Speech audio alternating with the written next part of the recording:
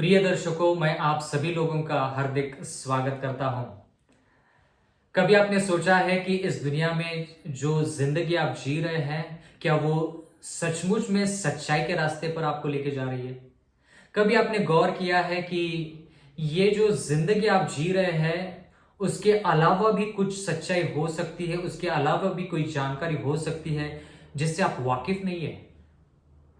हो सकता है भाइयों और बहनों कि आपको इस दुनिया की बहुत सारी बातें पता हो सकता है कि 90% जो जानकारी इस दुनिया में है वो जानकारी आपको मिल चुकी हो, लेकिन उस 10% जानकारी के बारे में क्या जो आपको पता नहीं है? क्या हो सकता है कि जो सच्चाई आप सोच रहे कि सच्चाई है लेकिन वो है नहीं? हो सकता है कि उस 10% में जो जानकारी है उसमें सच्चाई हो। कभी आपने गौर किया है कि वो सच्चाई या तो फिर वो जानकारी आप क्यों नहीं हासिल करना चाहते? कभी आपने सोचा है कि आपको उसकी तरफ लगाव क्यों नहीं है? कभी आपने सोचा है कि ये जो जिंदगी आप जी रहे हैं उससे बढ़कर कुछ है? भाई और बहनों, मैं आपसे एक बहुत ही महत्वपूर्ण विषय के बारे में बात करना चाहता हूं और बहुत ही महत्वपूर्ण संदेश आपके साथ साझा करना चाहता हूं। भाई और बहनों, अगर आप इस दुनिया के बारे में देखेंगे, इस कुदरत के बारे में देखेंगे, इस रचना के बारे में देखेंगे, सृष्टि के बारे में सोचेंगे, तो आपको पता चलेगा कि यह सृष्टि जो है वो जिंदा है। अगर यह सृष्टि जिंदा है तो उसको बनाने वाला भी जिंदा होना चाहिए। या तो फिर हम ऐसा भी कह सकते हैं कि अगर इमारतें जो बनती है, वो इमारतें बनाने के लिए अगर कोई इंसान होना चाहिए, तो ये जो सृष्टि है, ये सृष्टि करने वाला या तो फिर बनाने वाला, सृजाने वाला, सृजनहार होना चाहिए। जैसे बिना किसी इंसान की इमारत नहीं बनती, बिल्कुल वैसे ही सृजनहार के बिना सृष्टि इस दुनिया में नहीं आ सकती। कभी आपने सोचा है कि ये सृजनहार कौन है? मुझे मौका मिला, कुछ हद तक मैंने कुरान पढ़ी है, कुछ हद तक मैंने भगवत गीता पढ़ी है, कुछ हद तक मैंने बाइबल पढ़ा है, और मैं आपसे ये कहना चाहता हूं, जो भी तजुर्बा मेरा है उसके तौर पर मैं आपसे ये कहना चाहता हूं कि मैंने ये जान लिया है कि सृजनहार जो है वो जिंदा होना चाहिए। और सृजनहार सिर्फ कुछ समय के लिए जिंदा, उसके बाद उसका नामो निशान मिट जाता है। उसके बारे में वो कहां है, वो क्या करता है और उसका भविष्य क्या है, वो हमें कुछ नहीं पता। उसको हम सृजनहार कैसे कह सकते हैं? भाइयों और बहनों, मैं आपसे ये कहना चाहता हूं, आपके साथ ये विचार साझा करना चाहता हूं कि अगर हम इस सृष्टि को देखें तो ये सृष्टि में हम अलग अलग गुण देखते हैं। जिसने भी ये दुनिया बनाई है, जिसने भी ये सृष्टि रची है, उसके बारे में हम देखते हैं कि उसके गुण क्या है। जब हम फूल को देखते हैं तो हम बहुत ही खुश हो जाते हैं। क्यों? क्योंकि फूल में जो सुंदरता है उससे हमें पता चलता है कि जिसने भी ये फूल बनाया है वो सुंदर है। उतनी ही बात नहीं, जब हम तारों को देखते हैं तो हमें पता चलता है कि ये तारे जो है मानो किसी धागे से बंधे हुए हो, लेकिन असलियत में बात वैसी है नहीं। अगर वो बात है तो हमें पता चलता है कि इन तारों में जो भी गुण प्रकट होते हैं वो गुण जिसने इन तारों को बनाया है उसके हैं। इसका मतलब ये है भाइयों और बहनों कि ये जो तारे हैं ये किसी के गुण के बारे में, वो कितना बुद्धिशाली है उसके बारे में बताते हैं। भाइयों और बहनों, मैं आपसे ये सब बातें क्यों कह रहा हूं? क्योंकि हर दिन हम जब भी सुबह उठते हैं या तो फिर हम काम पे जाते हैं, कभी कभार हम सोचने लगते हैं कि क्या यही जिंदगी है? क्या इससे बढ़कर कुछ और भी है? सुबह काम पे जाते हैं, वापस शाम को चले घर वापस आ जाते हैं, लेकिन फिर भी हमारे मन में बहुत बार यह सवाल आ जाता है कि इतनी ही जिंदगी है। लेकिन यहां पर मैं आपसे यह कहना चाहता हूं कि जो यहोवा, जिसने भी ये दुनिया बनाई है और विशेष रूप से जिस इंसान को उसने रचा है वो इंसान उसके समानता में बन गया है या तो फिर बनाया गया है। मैं ये सब आपसे क्यों कह रहा हूं, क्योंकि जो भी तजुर्बा मेरा जिंदगी के साथ है और अलग अलग जो धर्म ग्रंथ मैंने पढ़े हैं उसके तौर पर मैं ये जान चुका हूं कि यीशु मसीह इस दुनिया के सृजनहार है। उन्होंने ये दुनिया बनाई है, उन्होंने ये दुनिया सृजी है। उतना ही नहीं, उन्होंने इंसान को अपने समानता में बनाया। मतलब जैसे हमारे दो हाथ है वैसे ही यीशु मसीह के दो हाथ हैं। हमारी जैसी आंखें है उसकी वैसी आंखें हैं। मतलब सिर्फ शारीरिक तौर पर नहीं, मानसिक और रूहानी तौर पर भी हम लोगों को उसने अपनी समानता में बनाया है।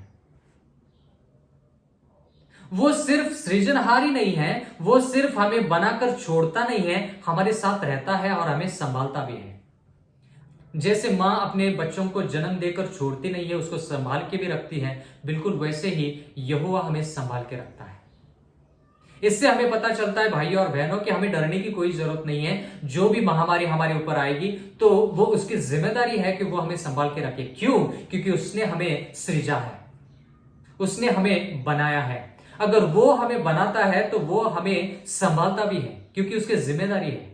तभी जाकर वो संभालने वाला ऐसा हम कहते हैं, तभी जाकर हम उसको कहते हैं कि वो यहोवा है।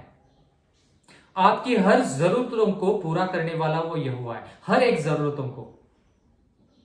भाइयों और बहनों, अगर आप सफल होना चाहते हैं जिंदगी में, तो सफलता पाने के लिए अगर आप उसके ऊपर, यीशु मसीह के ऊपर विश्वास करेंगे, उसके राह पर चलेंगे, उसके कहे हुए वचनों के अनुसार चलेंगे, तो आपको सफलता बिल्कुल मिल जाएगी। बिना सफलता के आप इस जिंदगी में नहीं रह पाओगे, या तो फिर बिना सफलता की जिंदगी आगे बढ़ेगी नहीं। क्योंकि यहोवा अगर कुछ वादा करते हैं तो वो वादा वो निभाते भी है। उतना ही नहीं, हो सकता है कि आपकी जिंदगी में कुछ कमी घटी हो, पैसे की कमी हो, या तो फिर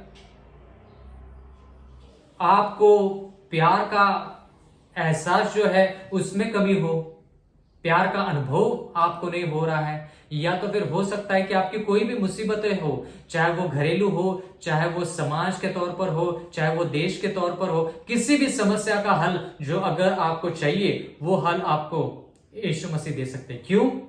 क्योंकि अगर उन्होंने बनाया है तो संभालने की जिम्मेदारी भी वही उठाते हैं।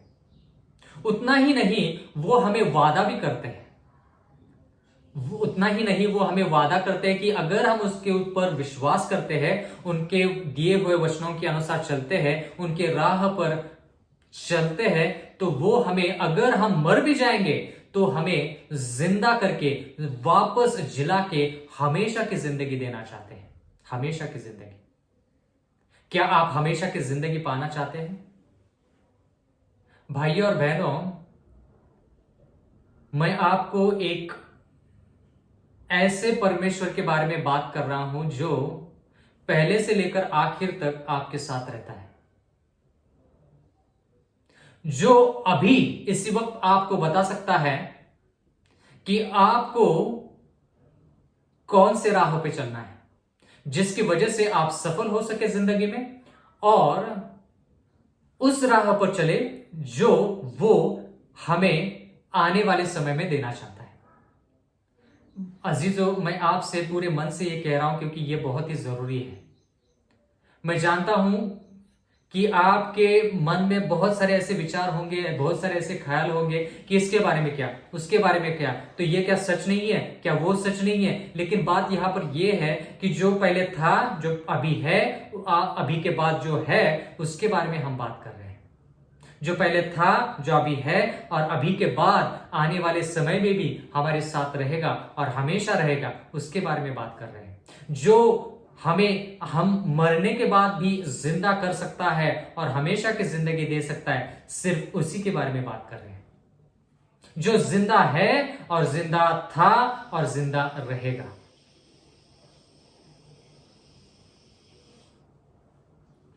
भाइयों और बहनों, कल्पना कीजिए कि जब इंसान मर जाता है तो उसकी जब आशा उसके साथ सब खत्म हो जाती है, तो लोग सोचते हैं कि अब क्या, मौत के बाद क्या।